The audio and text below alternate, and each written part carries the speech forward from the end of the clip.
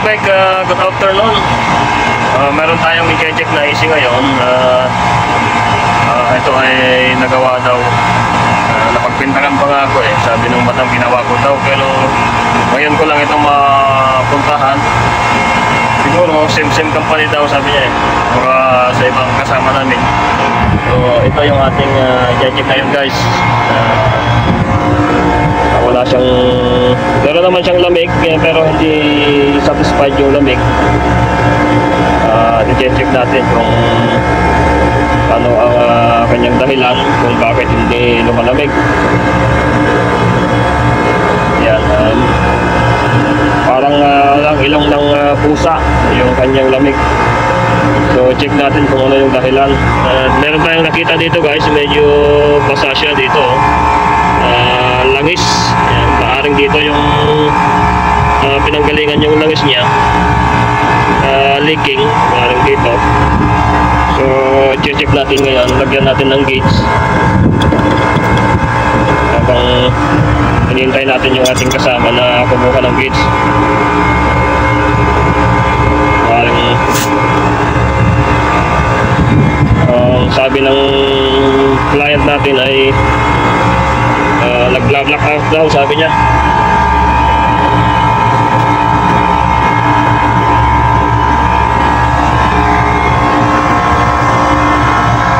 General ang pangalan ng unit.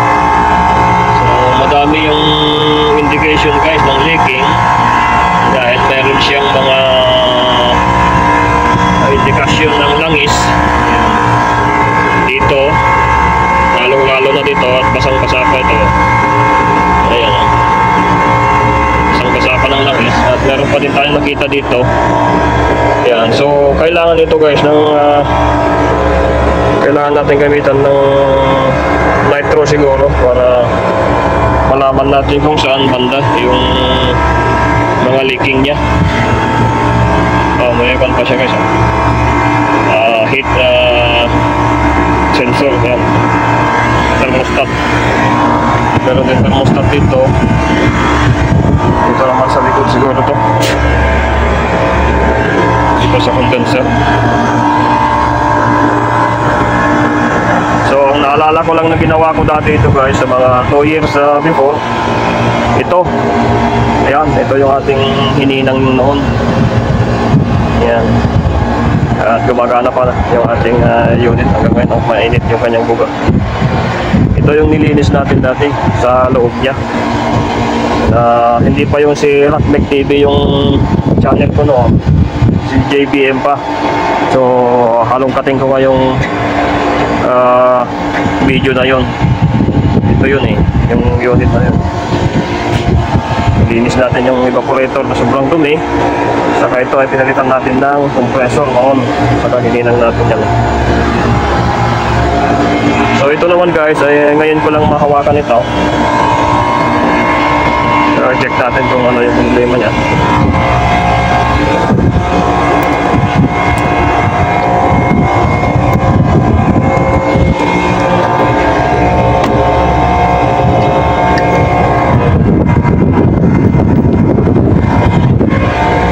Madaming leaking to bro.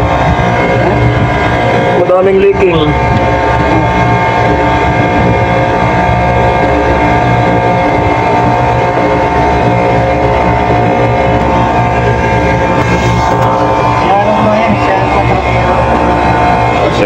Sira natin itong ating ano, silandro sa si Jess.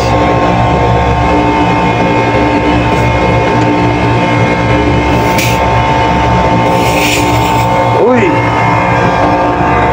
So ayun mga karakmek, nasa 150 yung kanyang pressure. Ang problema kaya nito ay i-check muna natin guys kung ano yung kanyang karga. Dahil hindi natin alam kung ano yung karga nito eh. I-check natin dito kung mayroong nakalagay. Ang toto? I-check natin eh. Ayan siya. R22 guys, yun. R22. Oo. So gagawin natin ito ngayon guys. Kung bawasan naman natin Walang pump siya, oh. I-check natin dito kung i-check natin yung kanyang high side kung gumagana pa siya. Baka naman ay hindi na gumagana yung kanyang high side, hindi na nagpapump. Ay, wala na guys, oh. Dead ball guys ang kanya. Halos magkaparehas na yan yung kanyang 150, tapos 150, 170. So, ang problema nito mga karaknek ay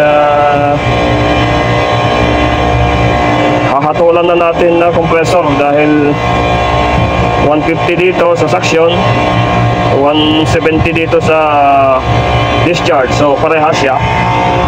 Kaya i-check natin guys yung amperahe kung tutugma pa. Ayan guys, wala nang kwanto, wala nang edit tong ating video. So check natin guys tong kanyang compressor kung gumagana pa siya. Okay. Check natin yung kanyang amperahe. Saan ba yung supply? Ayan yung supply. So ito yung kanya.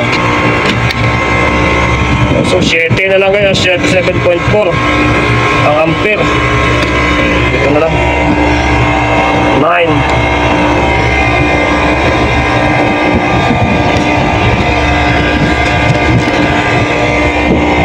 8.2 ampere. So check natin dito guys yung full load. Amperahe niya, yung full load ay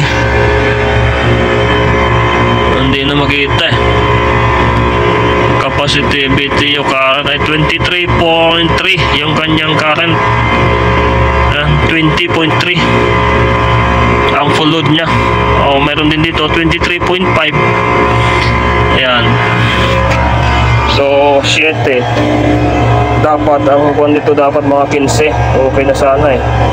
Kaso ang amperahe lang niya ay 8. Pero subukan pa din natin mga karakmek na bawasan kung talagang mahina na, oh. Hindi man lang uminit yung kanyang